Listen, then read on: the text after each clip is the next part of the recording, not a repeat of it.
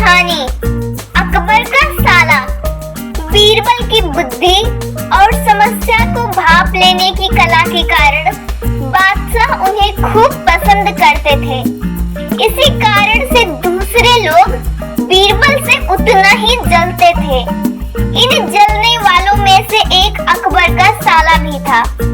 वो हमेशा से ही बीरबल को मिला हुआ खास स्थान लेना चाहता था। बादशाह जानते थे कि बीरबल जैसा कोई और नहीं हो सकता है।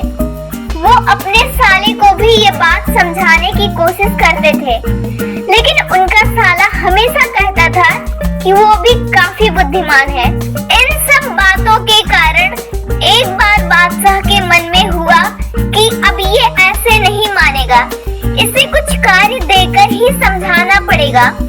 तभी अकबर ने अपने साले से कहा कि तुम अपने दिमाग और सूझबूझ से इस कोयले की बोरी को सबसे ज्यादा लालची सेठ दमड़ी लाल को बेच कर आओ।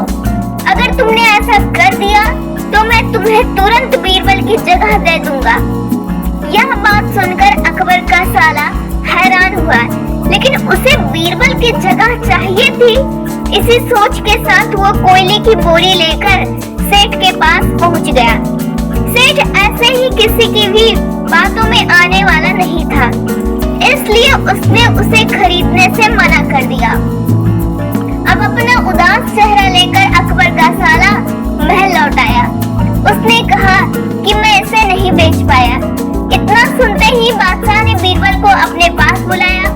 उन्होंने अपने साले के सामने ही बीरबल से कहा कि तुम्हें सेठ दमड़ी लाल को यह कोयले की बोरी बेचनी है। बादशाह का आदेश मिलने पर बीरबल ने कहा कि आप एक बोरी बेचने के लिए कह रहे हैं। मैं उस सेठ को एक कोयले का टुकड़ा ही 10,000 में बेच सकता हूँ। यह बात सुनकर अकबर का साला दंग रह गया। अकबर ने कहा कि ठीक है, तुम एक ही कोयले का टुकड़ा बेचाओ।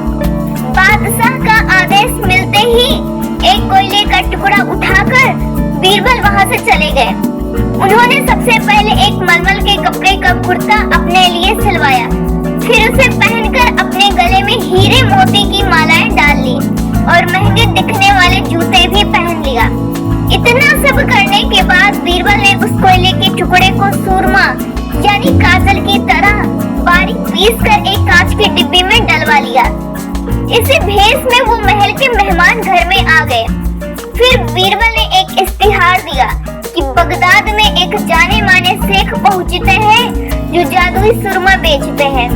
सुरमे की खासियत में बीरबल ने लिखवाया कि इसे लगाने वाला अपने पूर्वजों को देख सकता है। यदि पूर्वजों ने कोई धन छुपा कर रखा है तो वो उसका भी पता बता देंगे। इस इश्तिहार के सामने आते ही पूरे नगर में बीरबल के शेख रूप और चमत्कारी सूरमे की ही बात होने लगी। सेठ दमड़ी लाल तक भी यह बात पहुंच गई। उसके मन में हुआ, जरूर मेरे पूर्वज ने धन गाड़ रखा होगा, मुझे तुरंत शेख से संपर्क करना चाहिए। इतना सोचकर दमड़ी लाल शेख बने बीरबल के पास पहुंचा।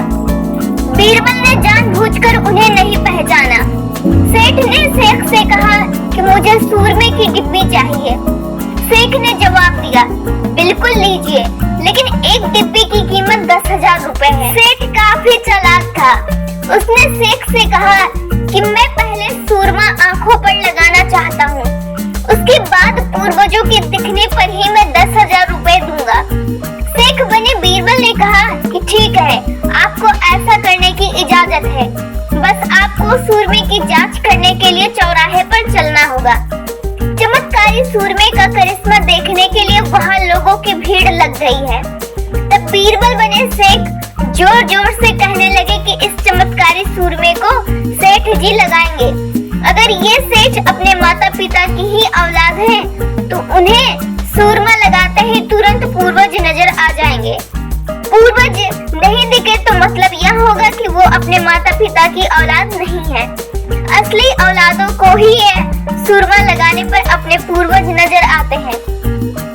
यह सब कहने के बाद शेख ने सेठ के आंखों पर सूरमा लगा दिया और कहा कि आंखें बंद कर लो। सेठ ने आंखें बंद की तो लेकिन उन्हें कोई भी नहीं दिखा।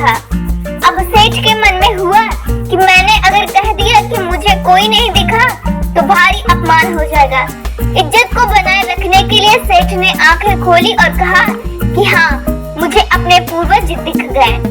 इसके बाद गुस्से में लाल सेठ ने बीरबल के हाथ में 10,000 रुपए थमा दिए। अब खुश होते हुए बीरबल महल चले गए। उन्होंने कहा कि लीजिए बादशाह, एक कोयले के 10,000 रुपए, और सारा किस्सा सुना दिया। यह देखते ही बादशाह का साला मुंह बनाकर महल से चला गया। उसके बाद से उसने कभी भी बीरबल की जगह लेने की बात अकबर से नहीं की। कहानी से सीख, किसी से ईर्ष्या नहीं करनी चाहिए और अपनी काबिलियत को साबित करने के लिए बुद्धि का उपयोग करना जरूरी है।